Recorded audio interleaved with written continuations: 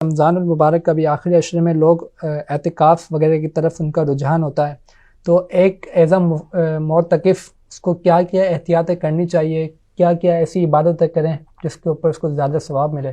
مسجد کے اندر جب ہم آئے ہیں تو مقصد یہ ہے کہ عبادت زیادہ سے زیادہ کریں. فقط 10 دن کے لیے اپنے آپ کو بند کر لینے کا نام اعتکاف نہیں ہے، بلکہ در حقیقت رب تعالیٰ کی بارگاہ میں حاضر ہو کر انسان زیادہ سے زیادہ عبادت کرے، مناجات کرے، استغفار کرے، رب کی بارگاہ میں گڑ گڑا کر جو ہے وہ مغفرت مانگے، جہنم سے آزادی کا پروانہ جو ہے وہ طلب کرے.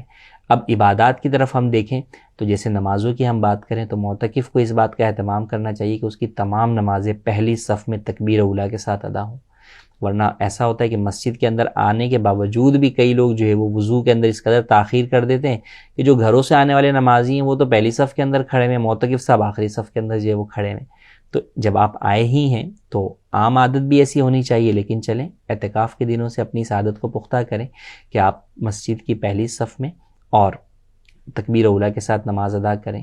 سنت قبلیہ نماز سے پہلے جو ہے وہ پڑھ لیجئے، سنت بعدیہ بھی جو ہے وہ ساری کی ساری پڑھیں. پھر جن افراد کے اوپر قضا نمازیں ہیں تو وہ سنن غیر موقدہ اور نوافل کی جگہ پر، اور اس کے علاوہ بھی رات میں جو بھی عبادات ہیں ان تمام کی جگہ پر اپنی قضاء عمری جو ہے وہ ادا کریں. 3 مکروہ اوقات ہیں: طلوع آفتاب سے لے کے 20 منٹ بعد تک، ضحوہ کبریٰ جسے عوام زوال کا وقت کہتے ہیں، اور غروب آفتاب سے 20 منٹ پہلے سے لے کے غروب آفتاب تک. ان 3 اوقات کے علاوہ آپ کسی بھی وقت قضاء عمری ادا کر سکتے ہیں. تو لہٰذا جس پر بھی قضاء عمری ہے اس کی ساری مصروفیات صرف قضاء عمری ہی ہونی چاہیے کہ وہ ہر وقت اپنی قضاء عمری ہی جو ہے وہ ادا کرے، کیونکہ اب اس کے پاس اور کوئی یہاں پر کام ہی نہیں ہے. پھر اس کے ساتھ جس کے ذمہ قضاء عمری نہیں ہے تو وہ تلاوت قرآن کریم کا اہتمام کریں. اگر اب تک آپ کا قرآن نہیں ختم ہوا تو آپ کوشش کریں کہ اگر آپ کو تجوید کے مطابق قرآن پڑھنا آتا ہے تو آپ اعتکاف کے 10 دنوں کے اندر ایک قرآن کریم جو ہے وہ مکمل ختم کر لیجئے. پھر ذکر و اذکار اور تسبیحات کے حوالے سے اپنی پابندی بنائیں کہ بھئی روزانہ اتنی مرتبہ درود شریف پڑھوں گا، اتنی مرتبہ جو ہے وہ تسبیحات پڑھوں گا. پھر علم دین حاصل کریں کہ وہ چیزیں جو آپ کا سیکھنا فرض ہیں دین کے اعتبار سے ان کا علم جو ہے وہ حاصل کریں. اس کے لیے مطالعے کے لیے جو کتب ہیں وہ مکتبۃ المدینہ کی وہ کتابیں جو ہے وہ حاصل کریں. اپنے آپ کو دنیاوی امور سے حتی الامکان جو ہے وہ بچائے رکھیں. اس کے لیے میرا مشورہ سب سے پہلے یہ کہ اپنے آپ سے آپ موبائل کو جو ہے وہ ٹوٹل دور کر دیں.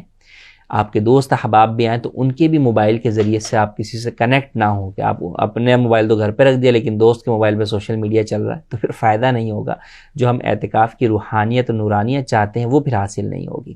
تو لہٰذا آپ اپنے آپ کو ٹوٹل جو ہے وہ دوستوں سے بھی دیگر سے بھی اپنے آپ کو جدا ہی رکھیں، اپنے آپ کو عبادت کے اندر جو ہے مصروف رکھیں. کوئی آئے تو ٹھیک ہے مختصر سلام دعا جو ہے وہ کر لی، اسے نیکی کی دعوت جو ہے وہ دے دیں. مگر جب اس کو دیکھے گا کہ بھئی آپ مصروف ہیں تلاوت قرآن کریم کر رہے ہیں تو وہ آپ کے ساتھ جو ہے وہ نہیں بیٹھے گا. لیکن عموماً یہ دیکھا جاتا ہے کہ خاص طور پہ جو نوجوان بچے جو ہے وہ بیٹھتے ہیں تو ان کی باقاعدہ گیدرنگ جو ہے وہ لگی ہوئی ہوتی ہیں افطاری کے بعد یا سحری میں یا دن میں ان کے دوست آگے کوئی بیٹھے ہوئے ہوتے ہیں. تو اس سے اجتناب کرنا چاہیے تاکہ عمومی طور پر جب ہم گفتگو کرتے ہیں تو اس میں فضول گفتگو بھی آ جاتی ہے، اس سے مسجد کا تقدس پامال ہوتا ہے، تو اس سے بھی بچنا چاہیے. تو لہٰذا اعتکاف ایسا ہو کہ وہ اعتکاف ہماری زندگی کے لیے ایک جو ہے وہ ٹرننگ پوائنٹ ثابت ہو، اور اس کے بعد ہم اپنے آپ کو اس قدر جو ہے وہ سیدھے راہ پر لانے کی کوشش کر لیں کہ اب اس کے بعد اگلی زندگی ہماری جو ہے وہ نیکیوں والی گزرے اور گناہوں سے اپنے آپ کو بچا لیں.